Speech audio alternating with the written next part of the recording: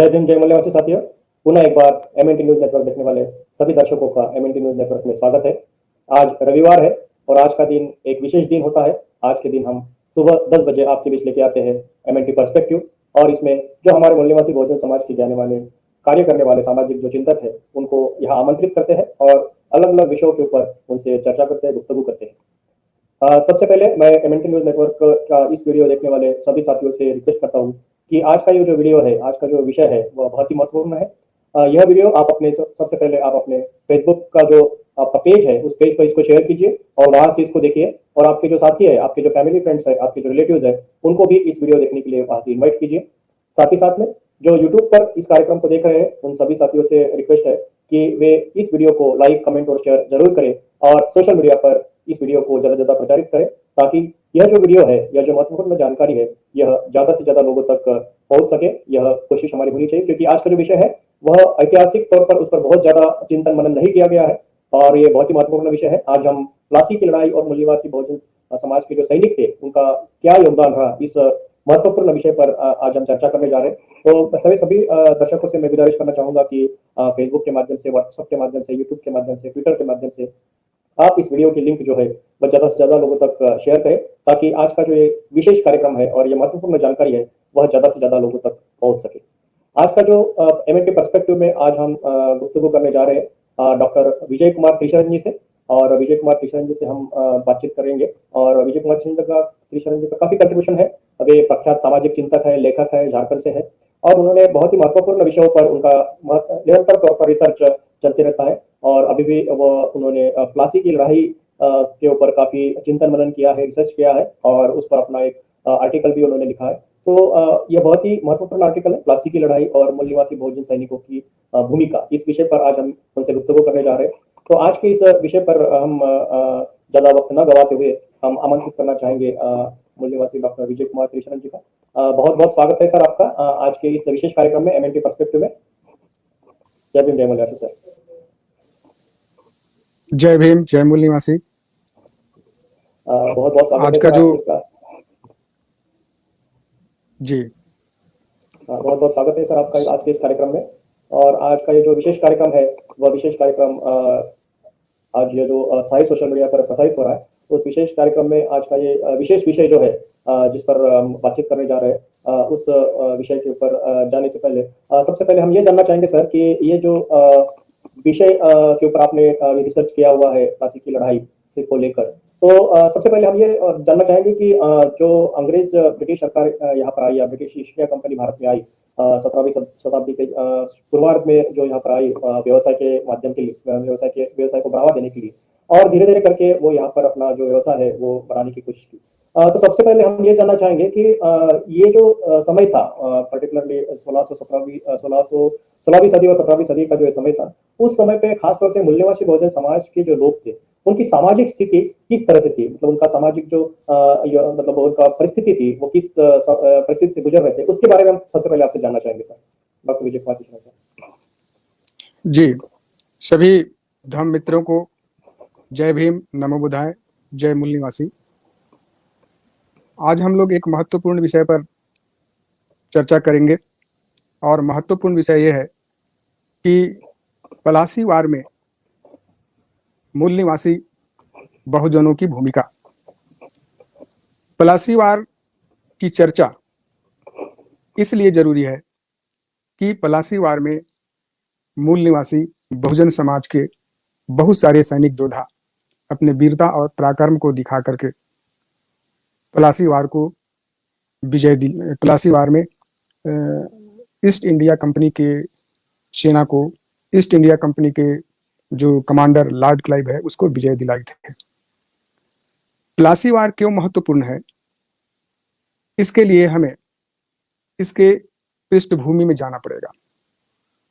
मैं थोड़ा सा इसको कोरेगांव की जो वार है उसे तुलना करते हुए इसके पृष्ठभूमि में प्रवेश करूंगा कि वर्तमान में जिस तरह से मूल निवासी बहुजन समाज के यूथ लोग, सारे स्त्री पुरुष कोरेगांव में अपने पूर्वज सैनिकों की भूमिका पर और उनकी वीरता पर गौरवान्वित होते हैं। किस तरह से उन्होंने पेशवाओं को पराजित करके मान सम्मान के पथ पर आगे बढ़ा और आगे आने वाली पीढ़ी के लिए मार्ग प्रशस्त किया, ठीक उसी प्रकार ये पलासी वार है। तो कोरेगांव 1 जनवरी 1818 को जो हुआ था उसके बारे में काफी ख्याति है, लोगों में काफी जागरूकता है, और इसीलिए हम 1 जनवरी को शौर्य दिवस मनाते हैं, विजय दिवस मनाते हैं। लेकिन इसके पहले 1757 में भी एक युद्ध हुआ था जो नवाब सिराजुद्दौला और लॉर्ड क्लाइव के बीच हुआ था, जिसमें हमारे मूल निवासी अछूत सैनिकों की बहुत बड़ी भूमिका थी, क्योंकि मूल निवासी में ओबीसी भी आते हैं, शेड्यूल कास्ट के भी लोग आते हैं, शेड्यूल ट्राइब के भी लोग आते हैं, धर्म परिवर्तित अल्पसंख्यक समुदाय के भी लोग आते हैं, लेकिन अनटचेबिलिटी सिर्फ शेड्यूल कास्ट से ही होती है। तो इसलिए यह युद्ध जो है महत्वपूर्ण है। इसका जो प्लासी वार डे है 23 जून को है, क्योंकि 23 जून 1757 को प्लासी वार हुआ था नवाब सिराजुद्दौला और लॉर्ड क्लाइव के बीच में। तो ये परिस्थितियां कैसी हुई और कैसे मूल निवासी सैनिक उसमें शामिल हुए, इसके पृष्ठभूमि में थोड़ा सा हमें जाना पड़ेगा।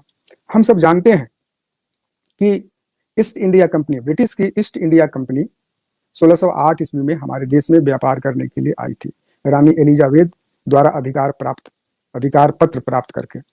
उस समय हमारे देश में मुगलों का शासन था। अंग्रेज अपनी बुद्धिमत्ता और चातुर्यपूर्ण कार्यशैली के द्वारा भारत के महानगरों में व्यापार स्थापित किए और प्रगति के राह पर आगे बढ़े। उस समय मुगल सल्तनत के जो बादशाह थे वो औरंगजेब थे। औरंगजेब एक सशक्त और अनुशासन प्रिय बादशाह थे। उनकी मृत्यु 1707 ईस्वी में हो जाती है। 1707 ईस्वी में औरंगजेब के मृत्यु होने के बाद जो बंगाल की यूनाइटेड प्रोविंस ऑफ बंगाल की जो क्षेत्रीय शक्तियां थी, क्षेत्रीय शक्तियां में east India company, Dutch, French इत्यादि लोग थे, वो काफी स्वतंत्र हो गए और इसके साथ ही वे भारत पर व्यापारी कब्जा जमाने के लिए प्रयासरत हो गए। औरंगजेब के मृत्यु के बाद मुर्शीद अली खान नाम का एक दीवान बंगाल का नवाब बना। मुर्शीद अली खान के बाद अलीवर्दी खान बना। अलीवर्दी खान काफी योग्य व्यक्ति था, सक्षम व्यक्ति था।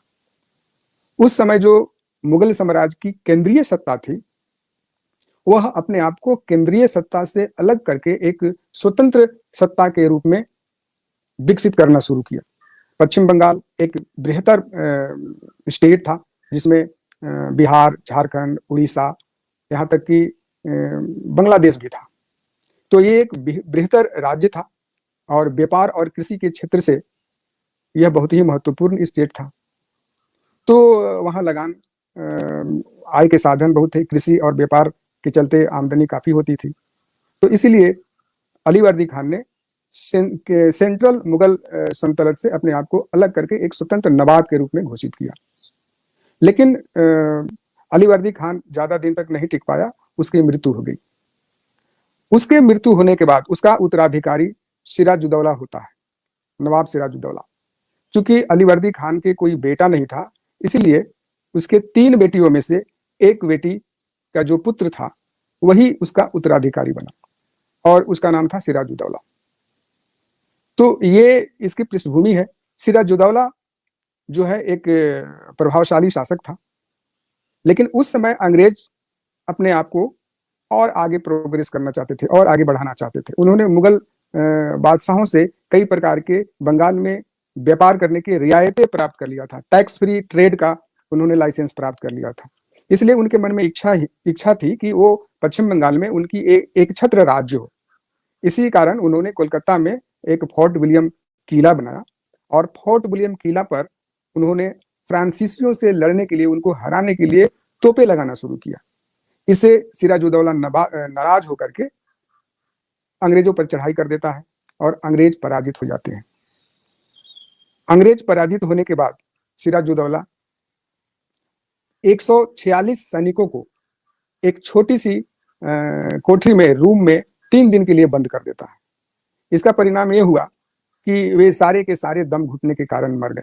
इतिहास में इस घटना को ब्लैक होल के नाम से जाना जाता है। यह 20 जून 1756 को घटना घटी थी।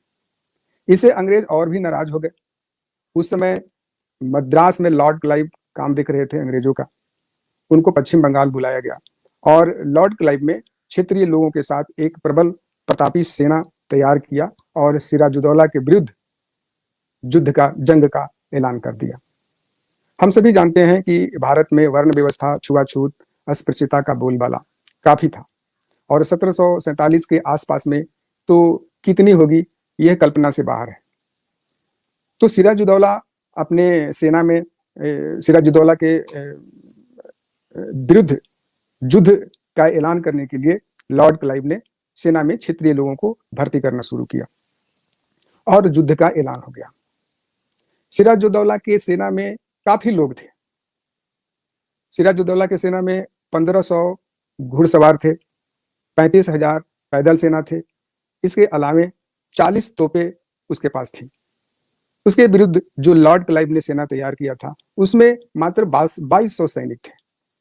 लेकिन उस 2200 सैनिक में से सिर्फ 500 सैनिक 22 जून 1757 को वो हुगली नदी को पार करके पलासी के ग्रुप में पहुंचे जहां युद्ध होना था। तो जो लॉर्ड क्लाइव का जो सेना था और सिराजुद्दौला का जो सेना था वो आमने सामने हुआ और युद्ध 23 जून को 2 बजे से लेकर 4 बजे तक चला। इस महज 2 घंटे के युद्ध में लॉर्ड क्लाइव के 500 सैनिकों ने सिराजुद्दौला के सैनिकों को गाजर मूली की तरह काट करके नवाब सिराजुद्दौला की हत्या सहित उसके सेनापति मीर मदन को कत्ल करके युद्ध को फतह कर लिया। ये आश्चर्य की बात है कि 500 सैनिक 50,000 सैनिकों से कैसे लोहा लिए। और ये जो विजय है, इसकी वीरता की जो कहानी है वो बहुत ही गौरवपूर्ण है, लेकिन इतिहास में जितना इसका जगह मिलना चाहिए उतना नहीं मिला। बहुत सारे इतिहासकार ऐसा कहते हैं कि पलासी का युद्ध तो हुआ ही नहीं, वो एक समझौता हो गया। जो सिराजुद्दौला का जो सेनापति था मीर जाफर, वो अंग्रेजों से मिल गया था। ये बात अलग है कि सिराजुद्दौला का जो मौसी थी, जो ढाका की थी, घसीटी बेगम, और उसका जो मौसेरा भाई था शौकत जंग, वो उसके विरुद्ध थे और मीर जाफर को अंग्रेजों ने सिराजुद्दौला के बाद बंगाल के नवाब होने का प्रलोभन दिया था। इसलिए मीर जाफर ने युद्ध में निष्क्रिय रहा। लेकिन युद्ध में बादशाह को मारा जाना और सेनापति को मारा जाना ये सिद्ध करता है कि ये युद्ध भयंकर तरीके से लड़े गए थे। और चूंकि लॉर्ड क्लाइव के दल में, सेना में मूल निवासी अछूत थे, अनटचेबल थे, तो उनके लिए ये जीने मरने का प्रश्न था, क्योंकि वे जातिवाद, अस्पृश्यता, सामाजिक आर्थिक गैर बराबरी से जूझ रहे थे। उनके लिए मनुवादी भी विदेशी थे, उनके लिए अंग्रेज भी विदेशी थे। लेकिन अंग्रेजों ने उन्हें सेना में भर्ती किया। सेना में भर्ती करने के बाद उन्हें शिक्षा का अवसर दिया। तो शिक्षा, नौकरी और सम्मान देकर के अंग्रेजों ने अछूतों को आगे बढ़ाया। इसीलिए जो मूल निवासी अछूत बंधु थे बंगाल के, बिहार के, उन्होंने लॉर्ड क्लाइव को साथ दिया इस उम्मीद से कि शायद इनके जिताने से हमारा प्रारब्ध सुंदर होगा, सुनहरा होगा। तो उन्होंने अपने मुक्ति को ध्यान में रख करके पलासी के मैदान में सिराजुद्दौला के विरुद्ध अंग्रेजों का साथ दिया। और सिराजुद्दौला भी तो एक मुगल बादशाह का नवाब था, वो भी तो विदेशी था, अंग्रेज भी विदेशी थे, और दोनों में से किसी एक को चुनना था उनको। तो इसलिए मूल निवासी अछूत सैनिकों ने लॉर्ड क्लाइव को चुना। इसलिए पलासी का जो युद्ध है वह बहुजन मुक्ति का प्रथम प्रवेश द्वार है। यह बहुजन मुक्ति का प्रथम संग्राम कहा जाता है। लेकिन इतिहास में जो मूल निवासी अनटचेबल जो सैनिक थे, उनकी महत्ता और उनकी चर्चा, उनका उल्लेख बहुत कम आता है। इस ओर एक अंग्रेज विद्वान प्रोफेसर सीले ने ध्यान दिया। प्रोफेसर सीले का यह मानना था कि सिराजुद्दौला और लॉर्ड क्लाइव के बीच जो जंग हुआ, उस जंग में जो सैनिक लॉर्ड क्लाइव की तरफ लड़े वो एबोरिजिनल इंडियंस थे, वो मूल निवासी थे। प्रोफेसर सीले ने इस बात को आकृष्ट किया, ध्यान दिलाया लोगों को कि वे मूल निवासी थे, वो भारतीय थे, वो अंग्रेज नहीं थे। और उन्होंने यह भी कहा कि लॉर्ड क्लाइव की तरफ से जो सैनिक लड़े गए उसमें से एक भाग ब्रिटिशर थे और 5 भाग मूल निवासी थे। इसीलिए ये जो युद्ध है वो विदेशियों द्वारा जीता गया युद्ध नहीं कहा जा सकता है। यह भारतीयों द्वारा भारत को जीतने वाला युद्ध था, ऐसे इसको हम कह सकते हैं। और जब कोई व्यक्ति स्व मुक्ति के लिए अपने ही देश में, अपने ही देशवासियों के विरुद्ध युद्ध करता है तो वो कोई पराजय नहीं होता है, बल्कि वो आत्म मुक्ति के लिए, स्व मुक्ति के लिए एक सर्वश्रेष्ठ विजय होता है। प्रोफेसर सीले ने ये ध्यान में लाया इतिहास में। इसका जिक्र बाबा साहब ने राइटिंग स्पीच अंग्रेजी के खंड में 12 वॉल्यूम में किया है। लेकिन प्रोफेसर सीले का जो शोध है कि प्लासी के जंग जीतने वाले लॉर्ड क्लाइव के सैनिक जो मूल निवासी थे, उस शोध को आगे बढ़ाते हुए परम पूज्य बाबा साहब ने इस बिंदु तक इस शोध को ले गए कि वे मूल निवासी भारतीय तो थे, लेकिन वे अनटचेबल थे, वे अछूत थे, जिनके साथ छुआछूत होती है। बाबा साहब ने इस रिसर्च को आगे बढ़ाया।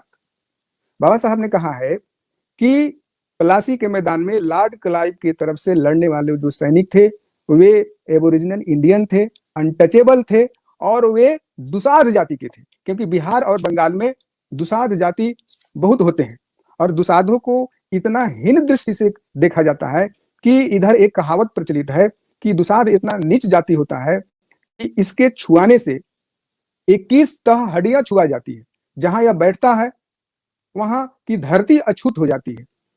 तो लॉर्ड क्लाइव के सैनिक में दुसाध जाति के मूल निवासी सैनिक थे। बाबा साहब ने इस बात को शोध में लाया। इसकी चर्चा, इसका जिक्र बाबा साहब ने अंग्रेजी के 12 खंड में किया है। तो बाबा साहब ये कहते हैं कि उन्होंने अपने निष्कर्ष में ये बतलाया कि जिन्होंने लॉर्ड क्लाइव के साथ प्लासी का युद्ध लड़ा, ये बाबा साहब का कथन है कि जिन्होंने लॉर्ड क्लाइव के साथ प्लासी का युद्ध लड़ा वे दुसाध जाति के थे और जो कोरेगांव का जंग लड़े वे महार जाति के थे। तो बाबा साहब सीले के जो शोध है उसको आगे बढ़ाते हुए इस बिंदु पर अपने शोध को ले गए कि लॉर्ड क्लाइव के सैनिक में जिन्होंने युद्ध जीता आत्ममुक्ति के लिए वे मूल निवासी थे, अछूत थे और दुसाध जाति के थे। इस बात को H.H. रिजले ने अपने शोध में लिखा है कि प्लासी युद्ध में लॉर्ड क्लाइव की ओर से लड़ने वाले सेना में अधिकांश सैनिक दुसाध जाति के थे और जिस प्रकार मूल निवासी अछूत सैनिकों ने जिस मुक्ति संग्राम का आगाज किया उसे अंजाम दिया 1818 में महार जाति के अस्पृश्य सैनिकों ने, क्योंकि 1757 का जो प्लासी वार था वो मूल निवासियों के मुक्ति का प्रवेश द्वार था। अगर प्लासी नहीं होता तो कोरेगांव नहीं होता। क्यों नहीं होता, हम इसको आगे देखेंगे। प्लासी युद्ध पर जिस विद्वानों ने, जिस इतिहासकारों ने, खोजी इतिहासकारों ने जो बात कहा है कि वे अछूत थे, मैं इस पर आगे बात बढ़ाते हुए बाबा साहब की बातों को पुनः मैं उद्धृत करना चाहूंगा कि बाबा साहब ने लिखा है कि जोधा प्रवृत्ति के कारण ही ईस्ट इंडिया कंपनी ने बंगाल आर्मी में दुसाध और बंबई के आर्मी में महार जाति को शामिल किया था और महार प्रथम भारतीय थे जो यूरोपियंस के संपर्क में आए थे। इसीलिए ब्रिटिश सेना ने अछूतों को सेना में भर्ती कर उनकी योग्यता और वीरता का फायदा उठाया। और बाबा साहब आगे कहते हैं कि इस दृष्टिकोण से कि प्लासी और कोरेगांव का युद्ध, क्योंकि प्लासी और कोरेगांव दोनों युद्ध में अछूत सैनिक थे और दोनों मूल निवासी थे, इसलिए बाबा साहब कहते हैं कि प्लासी और कोरेगांव का युद्ध महज युद्ध नहीं बल्कि भारतीय अछूतों के लिए मुक्ति का संग्राम था। यानी प्लासी का युद्ध प्रथम मुक्ति संग्राम था और कोरेगांव का युद्ध द्वितीय मुक्ति संग्राम था। लॉर्ड क्लाइव ने भी अपने खोज में लिखा है कि स्थानीय भारतीय सैनिकों जो ब्रिटिश ड्रिल सार्जेंट द्वारा गठित और प्रशिक्षित थे, अपने प्रथम विदेशी आक्रमणकारी घुसपैठिए यानी फर्स्ट फॉरेन इंट्रूडर्स, वो कौन थे? वो विदेशी आर्य लोग थे, वैदिक लोग थे, जिन्होंने वर्ण व्यवस्था की स्थापना किया, जिन्होंने छुआछूत को शुरुआत किया। उनके अत्याचार के शिकार से बचने के लिए अपनी मुक्ति का शुरुआत किए। यानी कार्ल मार्क्स ये कहना चाह रहे हैं कि पलासी में और कोरेगांव में जिन अछूत सैनिकों ने वीरतापूर्वक लड़ करके अंग्रेजों को जिताया, वो अपने ऊपर हो रहे अन्याय और अत्याचार का जो जलवा था उसको समाप्त करके अपने मुक्ति के लिए वो लड़ाई लड़े। तो इस प्रकार पलासी का युद्ध और कोरेगांव का युद्ध महत्व रखता है, क्योंकि पलासी युद्ध के बाद ही भारत में अंग्रेज स्थापित हुए थे। तो इस शोध को एक एसके विश्वास करके पश्चिम बंगाल के इतिहासकार हैं और वो आईएएस अफसर भी हैं, बहुत खोजी इतिहासकार हैं, वे बंगाल के इतिहास के जानकार हैं। माननीय एसके विश्वास लिखते हैं कि विदेशी वैदिक ब्राह्मणों के विरुद्ध भारत के इतिहास में पिछले 1000 सालों में पहली बार दुसाध सैनिकों ने, ये उन्होंने अपने किताब में लिखा है, बहुजन मुक्ति संग्राम की शुरुआत की। अगर दुसाध अपनी भूमिका नहीं ग्रहण किए होते तो अस्पृश्य बहुजन के भाग्य के आकाश में मुक्ति का सूर्योदय नहीं होता। ये उनकी पंक्ति है। विश्वास आगे लिखते हैं कि पलासी युद्ध के अस्पृश्य दुसाध सैनिकों के रक्त धारा और प्राण बलिदान की उर्वर भूमि से उठकर के मंत्री के सिंहासन पर आरूढ़ हुए थे डॉक्टर अंबेडकर, 1942 में श्रम मंत्री बनकर, तथा 1946 में अंतरिम सरकार में बाबू जगजीवन राम। इस दृष्टिकोण से पलासी युद्ध काफी महत्वपूर्ण है, क्योंकि पलासी युद्ध के बाद भारत में अंग्रेज स्थापित हुए। अंग्रेज स्थापित होने के बाद उन्होंने शिक्षा का द्वार खोला, नौकरी का द्वार खोला, सेना में भर्ती का प्रावधान बनाया, और जो अनटचेबल सेना में भर्ती होते थे उनके बच्चों की शिक्षा अनिवार्य थी। तो शिक्षा और नौकरी के कारण अनटचेबल समाज में एक नई रोशनी आई और उस रोशनी में वो प्रारब्ध की ओर बढ़े।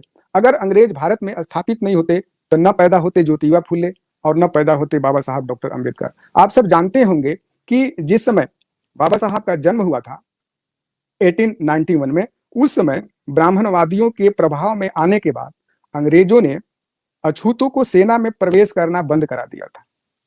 इसीलिए उस समय नौकरी और शिक्षा बहुत दिक्कत होती थी। इसलिए बाबा साहब के पिता रामजी सकपाल ने बाबा साहब के सतारा में प्रवेश करने के लिए कई अंग्रेज अफसरों को विनती की, और उन्होंने हवाला दिया कि हमारे पूर्वजों ने आपकी सेना में नौकरी किया है, आपका साथ दिया है, तो मेरे पुत्र का एडमिशन ले लें।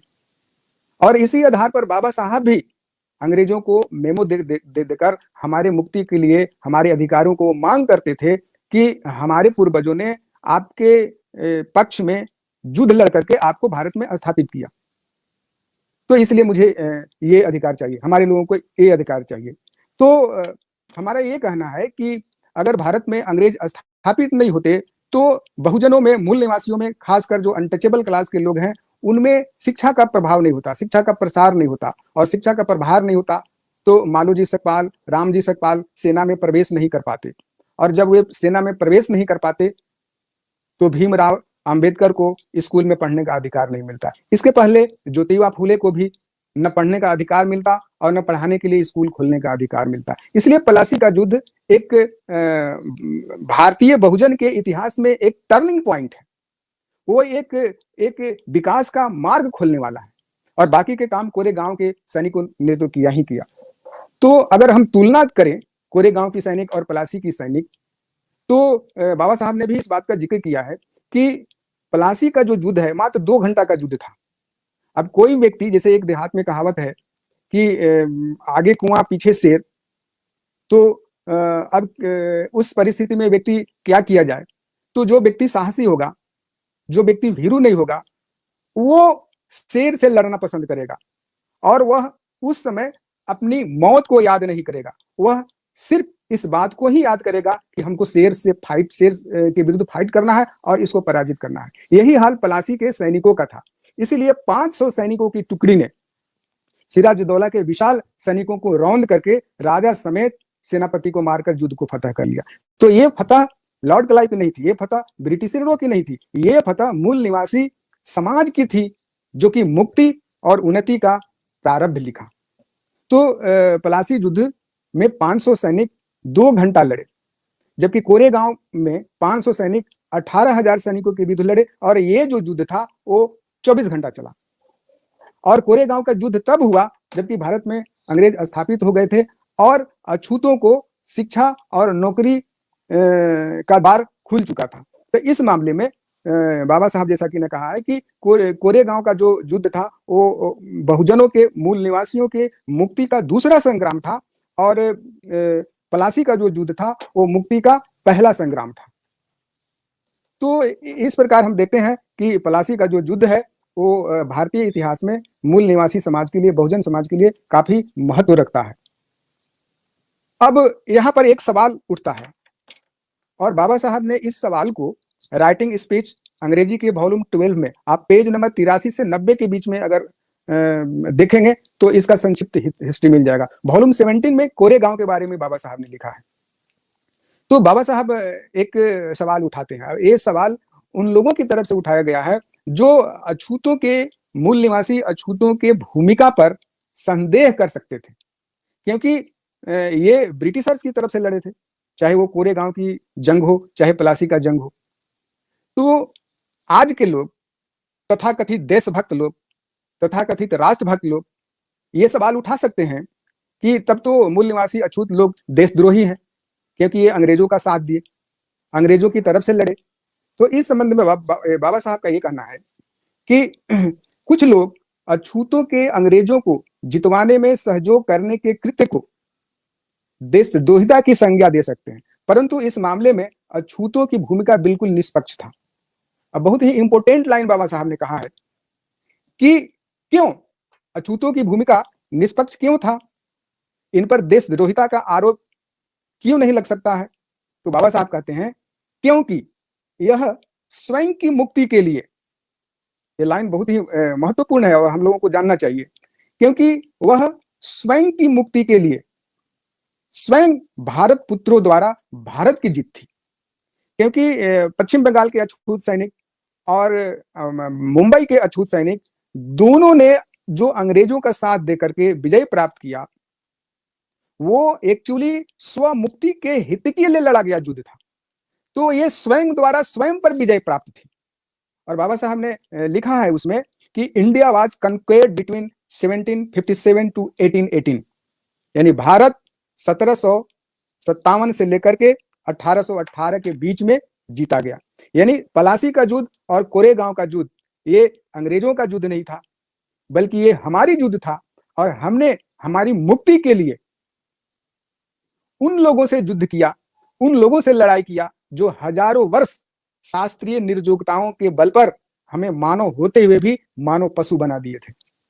तो इसलिए ये स्वयं द्वारा स्वयं पर विजय थी, और यही बात प्रोफेसर सीले भी कहते हैं।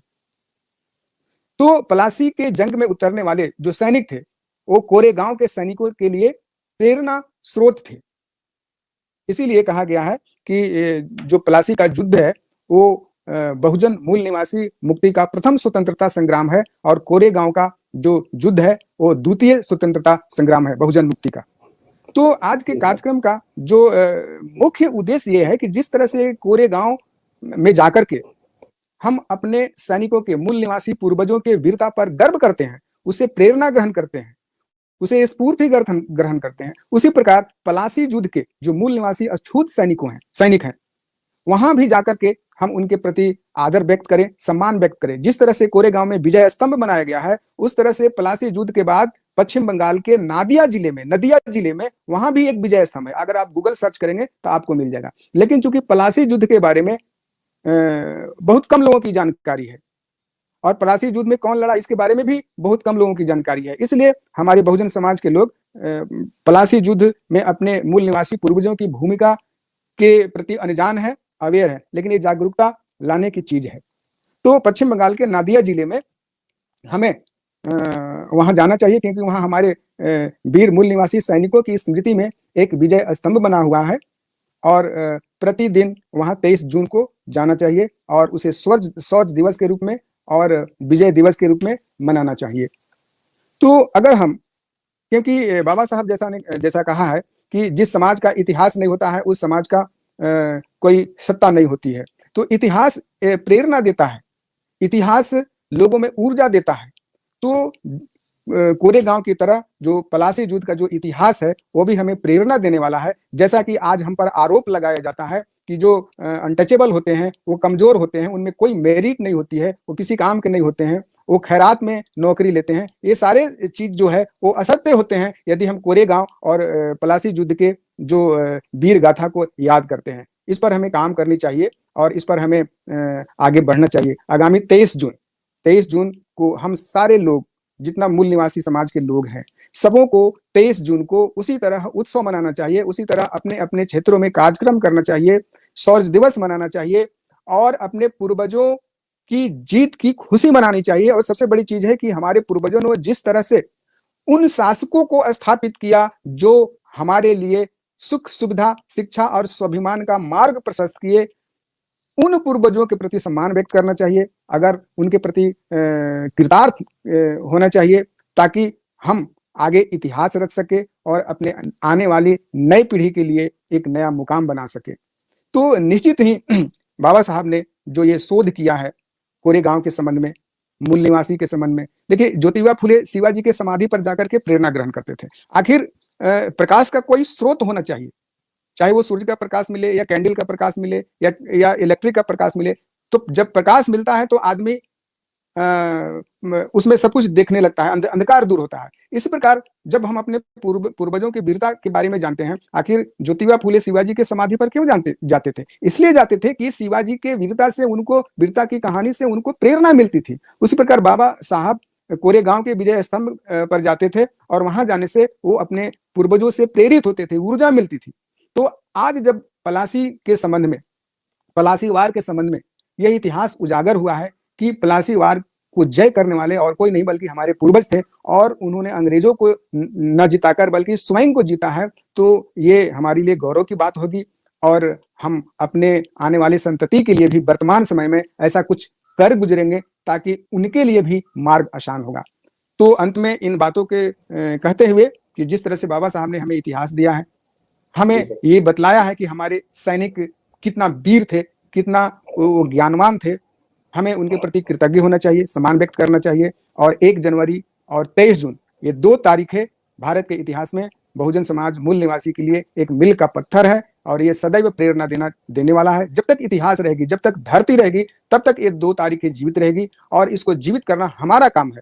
क्योंकि जब तक हम विचारों को आगे नहीं बढ़ाएंगे, जब तक हम विचार को प्रसारित नहीं करेंगे, चर्चा नहीं करेंगे, तब तक ये आगे नहीं बढ़ेगा, क्योंकि विचार भी व्यक्ति की तरह मरणशील होता है, जैसा कि बाबा साहब ने। तो आज पलासी के युद्ध में आपसे बात करके मुझे भी बहुत काफी प्रसन्नता हुई कि हमारे समाज के लोग, मूल निवासी समाज के लोग इसके बारे में जाने और भी इसको जानने की जरूरत है और भी शोध करने की जरूरत है, क्योंकि अभी तक जो इतिहास लिखा गया है वो मनुवादियों द्वारा ही लिखा गया है। तो हमारे समाज के लोगों को खोजी प्रवृत्ति का बनना चाहिए और कुछ ईमानदार अंग्रेजों ने जो इतिहास लिखा है और जिसको बाबा साहब ने परिष्कृत करके अपने लेखन में शामिल किया है, उसको पढ़ना चाहिए ताकि हमें प्रेरणा मिलती रहे। इन्हीं शब्दों के साथ जय भीम, नमो बुद्धाय, जय मूल निवासी। जी सर, आपने बहुत ही अच्छे तरीके से ये जो प्लासी का युद्ध है उसकी शुरुआत से लेकर अंत तक का जो सफर है और उसका भीमा कोरेगांव का जो लड़ाई है उसके साथ में भी उसको कोरिलेट करते हुए जो रिसर्च स्कॉलर्स ने आज तक इस मामले में, इस पर्टिकुलर प्लासी युद्ध के बारे में जो उनके रिसर्च है उसको भी हमारे एमएनटी न्यूज़ नेटवर्क के दर्शकों के सामने रखा है। निश्चित तौर पर ये जो विषय है, क्योंकि स्कूलों में भी यह नॉर्मली प्लासी के युद्ध के बारे में थोड़ा बहुत पढ़ाया जाता था, मतलब इतिहास में, लेकिन जिस तरीके से वो बताया जाता है या जिस तरीके से प्रोपोगेट किया जाता है, जिस तरह से भी लिखा गया है, वो निश्चित तौर पर मतलब रियल इतिहास नहीं है। वो जो मतलब सिर्फ अंग्रेजों द्वारा ब्रिटिश इंडिया कंपनी को यहाँ पर ज्यादा अपने पैर फैलाने के लिए प्लासी युद्ध का एक मतलब उसको उस तरह से प्रोपोगेट किया गया है। तो निश्चित तौर पर ये जो ऐतिहासिक रिसर्च है, यह हमारे जो मूल निवासी बहुजन समाज के जो लोग हैं उनके लिए प्रेरित रहेगा और प्रेरणा मिलेगी। सर, हम ये आगे थोड़ा इसमें जानना चाहेंगे कि जिस तरह से प्लासी के युद्ध में हमारे मूल्यवासी बहुजन सैनिकों की भूमिका थी और भीमा कोरेगांव की लड़ाई में भी जिस तरह से मूल्यवासी बहुजन समाज के महारों की भूमिका थी, तो इनकी जो भूमिका है या इनका जो कंट्रीब्यूशन है, मतलब कम से कम रिसोर्स में ज्यादा से ज्यादा आउटपुट निकालना, क्योंकि 500 ही सैनिकों ने मतलब इतने हजारों सैनिकों का मुकाबला करना, ये कोई छोटी बात नहीं है। उनमें एक जो युद्ध जी कौशल है, जो डेडिकेशन है या उनमें जो कमिटमेंट है, वह निश्चित तौर पर एक मतलब लड़ाऊ कौम के तहत ये जो मूल्यवासी बहुजन समाज की कौम है उसको देखा गया है। और उसी दिशा में इवन अंग्रेजी जो राज था उसमें भी मतलब अलग अलग तरीके से ये जो बटालियंस है उसको भी मतलब रिकॉग्नाइज करके उनको स्थान दिया गया था, उनके लड़ाऊ लड़ाऊ उनकी जो जी जी वृत्ति है उसको देखते हुए। तो इस लड़ाऊ वृत्ति को जो मतलब ब्रिटिश सरकार को इसका फायदा हुआ, मतलब नहीं वो जीते। तो आपकी दृष्टि से मतलब जो आपने वैसे कवर किया ही है कि अंग्रेजों द्वारा भलाई वो विदेशी थे, लेकिन फिर भी खासतौर से मूल्यवासी बहुजन समाज जिस परिस्थिति से गुजर रहा था उसको ध्यान में रखते हुए उन्होंने मतलब क्या क्या ऐसे प्रावधान इन सैनिकों के लिए या उनके फैमिलीज के लिए या उनके ओवरऑल डेवलपमेंट के दृष्टि को ध्यान में रखते हुए immediately after the war, after the Plassey war और आफ्टर द कोरेगांव वार, किस तरह का उन्होंने मतलब हेल्प किया उनको, किस तरह से उन्होंने इनके विकास की दृष्टि से उनको सहायता की? आपके रिसर्च के अनुसार आप क्या कहना चाहेंगे? जी जैसे मैंने कहा अपने वक्तव्य में कि अंग्रेजों के आने के पहले मुगल साम्राज्य के लोग यहाँ के मूल निवासियों को अपने सेना में रखते थे, लेकिन अंग्रेजों के आने के बाद यहाँ के मैं पहले ये बता दूं कि जो अंग्रेज थे, अंग्रेज बहुत बड़े शिक्षा ग्रहण करने में शौकीन थे। वो बहुत बड़े खोजी प्रवृत्ति के थे। रीजले जैसे विद्वानों ने भारत के सभी प्रोविंस के सभी जातियों के बारे में उसका सोशियोलॉजिकल स्टडी किया, वो जातिवार स्टडी किया, उनको हर जाति के बारे में उनके रहन सहन, उनके संस्कृति, उनके स्वभाव सब मालूम था।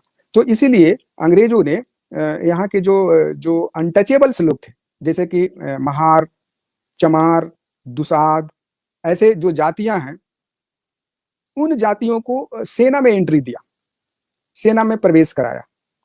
उस समय तक जो सवर्ण समुदाय के लोग थे वो सेना में एंट्री नहीं लिए थे। तो जब सेना में एंट्री लिया मूल निवासी अछूत समाज ने, तो अंग्रेजों ने देखा कि इनको जो बेसिक सुविधाएं हैं वो नहीं है, शिक्षा की बहुत कमी है। तो अंग्रेजों ने जो अछूत सैनिक थे उनके बच्चों के लिए अनिवार्य शिक्षा का प्रावधान किया। शिक्षा बहुत जरूरी था। उसके लिए स्कूल खुले। जब ईस्ट इंडिया कंपनी भारत में शासन कर रही थी, 100 साल ईस्ट इंडिया कंपनी शासन की और 100 साल ब्रिटिश हुकूमत सीधे किया, क्योंकि 1757 के बाद, 1857 के बाद जो भारत का जो पहला स्वतंत्रता संग्राम था, 1857 के बाद ब्रिटिश हुकूमत सीधे सीधे ईस्ट इंडिया कंपनी से सत्ता हस्तांतरण करके वो हुकूमत चला रही थी। तो भारत में लगभग 200 साल तक अंग्रेज का शासन रहा। इसको हम दो भागों में बांट सकते हैं कि 1757 से लेकर के 1857 तक ईस्ट इंडिया कंपनी का रूल था और 1858 से लेकर के 1947 तक सीधे ब्रिटिश हुकूमत थी। तो जब ईस्ट इंडिया कंपनी भारत में स्थापित हुई, तो आप सब जानते हैं कि 1834 ईस्वी में लॉर्ड मैकाले भारत आते हैं। और लॉर्ड मैकाले जब भारत में आते हैं तो उस समय जो ब्रिटिश की महारानी थी एलिजाबेथ, उसने ईस्ट इंडिया कंपनी को एक शर्त पूरा करने के लिए दी थी कि आपको जो एबोरिजिनल इंडियंस हैं उन पर शिक्षा दीक्षा के लिए कुछ फंड खर्च करना है। तो उसी सिलसिले में लॉर्ड क्लाइव भारत में आए थे 1834 में।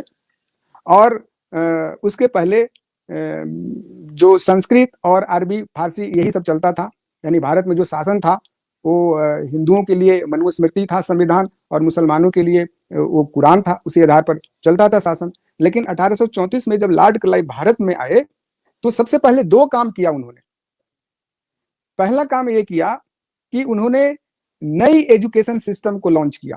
जो पहले संस्कृत और अरबी में ही पढ़ाई होती थी, अब उन्होंने अंग्रेजी को इंक्लूड कर दिया। तो अंग्रेजी के इंक्लूड करने से बहुत सारे लोग अंग्रेजी सीखे, वे विदेश की दुनिया क्या होती है इसके बारे में जाने, और विदेश भी भारतीयों के बारे में जाने। और इससे स्वतंत्रता के लिए लड़ने वाले जो स्वतंत्रता सेनानी थी उनको भी फायदा हुआ, जैसे तिलक को, जवाहरलाल नेहरू को, सरदार पटेल को, क्योंकि ये भी बैरिस्टर थे, ये भी अंग्रेजी सीखे और विदेशों में गए थे पढ़ने के लिए। तो अंग्रेजों को भारत में स्थापित होने से न केवल मूल निवासियों को फायदा हुआ, बल्कि भारत में उन लोगों को भी फायदा हुआ जो स्वतंत्रता संग्राम के सेनानी अपने आप को मानते हैं। तो अंग्रेजी शिक्षा से यह फायदा हुआ। दूसरा, 6 अक्टूबर 1860 को लॉर्ड मैकाले ने यूनिफॉर्म मतलब कि लॉ बिफोर इक्वलिटी, कानून सबके लिए समान है नीति के तहत आईपीसी लॉन्च किया, इंडियन पेनल कोड लॉन्च किया, जहां इंडियन पेनल कोड के पहले, इंडियन पेनल कोड लागू होने के पहले मनुस्मृति के आधार पर, वर्ण व्यवस्था के आधार पर न्याय होते थे, जाति आधारित न्याय होते थे। वहां लॉर्ड मैकाले द्वारा इंडियन पेनल कोड लागू किए जाने के बाद अब सब कोई समान हो गए। अगर कोई किसी की हत्या करता था तो उस पर सेक्शन 302 लगता था, चाहे वो ब्राह्मण हो, चाहे वो शूद्र हो, चाहे वो कोई भी जाति का हो। लेकिन इसके पहले नहीं। इसके पहले भी 1773-74 में ईस्ट इंडिया कंपनी ने east India company regulation act लाया, और इसी रेगुलेशन एक्ट के तहत कलकत्ता का एक नंद कुमार देव नाम करके ब्राह्मण को फांसी दी गई थी। और भी बहुत सारे अंग्रेज ने जो भारत की जो रूढ़िवादी व्यवस्था थी, जैसे सती प्रथा है, उसको खत्म किया। पहले चक्र पूजा होता था, जब भक्त लोग जो है से घूमते हुए चक्र में अपने आप को कील गाड़ करके उसमें घुमाते थे। पुरी में जो रथ निकलता था उस रथ के चक्का के नीचे सो जाते थे, क्योंकि उस रथ के चक्का से मरने के बाद उनको स्वर्ग मिलता था। गंगा प्रवाह की जो प्रथा थी, कोई आदमी को अगर संतान नहीं होता था तो वो मनौती करता था कि जो पहला संतान होगा उसको हम गंगा में प्रवाह कर देंगे। बलि प्रथा थी, नर बलि प्रथा थी। तो ये सब जो रेगुलेशन एक्ट था उसके तहत खत्म किया गया। तो अंग्रेजों की ये जो है से योगदान था शिक्षा में, कानून में, जिसके चलते मैंने कहा कि हमारे जो स्वतंत्रता सेनानी हैं, बाबा साहब अम्बेडकर हैं, उसके पहले ज्योतिबा फुले हैं, ये सबको वृद्धि करने का मौका मिला। लेकिन अंग्रेजों को भारत में राज करना था, इसीलिए वे ब्राह्मणों को नाखुश नहीं करना चाहते थे। जब सवर्ण समुदाय के लोग सेना में एंट्री लिए तो अछूतों की दुर्दशा शुरू हो गई। 1891 में अंग्रेजों ने अछूतों को, अनटचेबल्स को सेना में भर्ती बंद कर दिया था, जिस समय बाबा साहब का जन्म हुआ था। तो उस समय एक समस्या उत्पन्न हो गई थी, इसलिए उनके पिताजी रामजी सकपाल को बाबा साहब के एडमिशन के लिए बहुत प्रयत्न करना पड़ा। और सेना में भर्ती इसलिए बंद कर दिया गया था कि सेना में अनटचेबल भी होते थे, सेना में सवर्ण भी होते थे, तो खाना मेस में बनता था सैनिकों का। तो अनटचेबल से उनके खाना को उनका खाना अपवित्र हो जाता था। हमारे गांव में, जहां मैं पलामू, झारखंड के पलामू में रहता हूं, वहां पर एक 80 साल के बुजुर्ग हमें बताया था कि जब अंग्रेज लोग सभी को सेना में प्रवेश करने लगे तो अगर किसी एक कंपनी में 500 सैनिक होती थी तो 500 चूल्हा जलता था। इसमें समय की बर्बादी होती थी। तो एक अंग्रेज अफसर ने इस डिस्क्रिमिनेशन को मिटाने के लिए एक डंडा लेकर के सभी चूल्हों को गिनती किया, और गिनती करने वक्त सभी चूल्हों को वो टच करता था, 1 2 3 ऐसे करके। इसे सवर्ण समुदाय के लोग नाराज हो गए कि उसका चूल्हा छू करके फिर डंडी से मेरा चूल्हा छू दिया। तो ये आलम था, ये नजारा था सवर्णों के सेना में प्रवेश करने से। इसीलिए सवर्णों के कहने से लॉर्ड किचेनर जो अंग्रेज था, उन्होंने दलितों को, उन्होंने अछूतों को सेना में एंट्री बंद कर दिया। इसलिए समस्या खड़ी हो गई, वरना पहले अंग्रेज तो अच्छा काम कर रहे थे।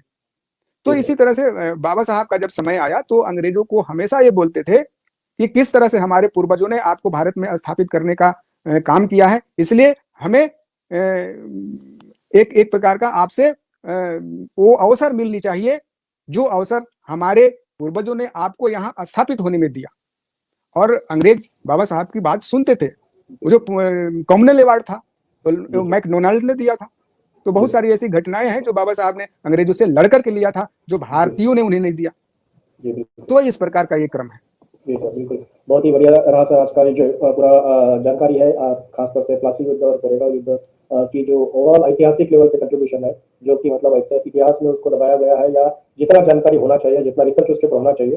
भीमा कोरेगांव विजय स्तंभ का तो हुआ है, लेकिन प्लासी का जो ये विजय स्तंभ है, वहाँ पर अभी भी मतलब रिसर्च करने की जरूरत है। जिस तरह से भीमा कोरेगांव विजय स्तंभ के बारे में जानकारी उपलब्ध है, उसी तरह से अगर इस विजय स्तंभ के बारे में भी, वहाँ के जो ग्राउंड है, जिस ग्राउंड पर ये पर लड़ाई लड़ी गई थी, उस पर भी अगर आने वाले दिनों में रिसर्च होगा तो निश्चित तौर पर बहुत सारी बातें जो है, बहुत सारा जो छुपा हुआ इतिहास है, खासतौर से हमारी लड़ाऊ जो कौम थी, उस लड़ाऊ कौम को ध्यान में रखते हुए बहुत सारा रिसर्च बाहर आ सकता है, और यह जी जी निश्चित ही आने वाले दिनों में यह प्रेरणादायी रहेगा। तो आपका जो स्पेसिफिक फोकस था, स्पेसिफिक आपका जो कंट्रीब्यूशन है इस विषय को समाज के सामने लाने के लिए, उसके लिए एमएनटी न्यूज नेटवर्क की ओर से हम आपका बहुत बहुत शुक्रिया अदा करना करते हैं। और आज के इस विषय पर एक आखिरी संदेश हम आपसे चाहते हैं कि आज इस पर्टिकुलर विषय पर प्लासी की लड़ाई और मूल निवासी बहुजन सैनिकों की जो भूमिका थी, और ओवरऑल हमारी जो कौम है वो कौम बेसिकली लड़ाऊ कौम है, इसको ध्यान में रखते हुए आप मूल निवासी बहुजन समाज के हमारे साथी को, दर्शकों को क्या मैसेज देना चाहेंगे सर? हम मैसेज यही देना चाहते हैं कि हमारे जितना भी मूल निवासी समाज के सदस्य लोग हैं, वे इस बात का गांठ बांध ले कि वे एक वीर योद्धा, न केवल वीर योद्धा लड़ाकू कौम के वंशज हैं, बल्कि वे हर तरह के कलाओं और विद्याओं से निपुण पूर्वजों को वंशज हैं।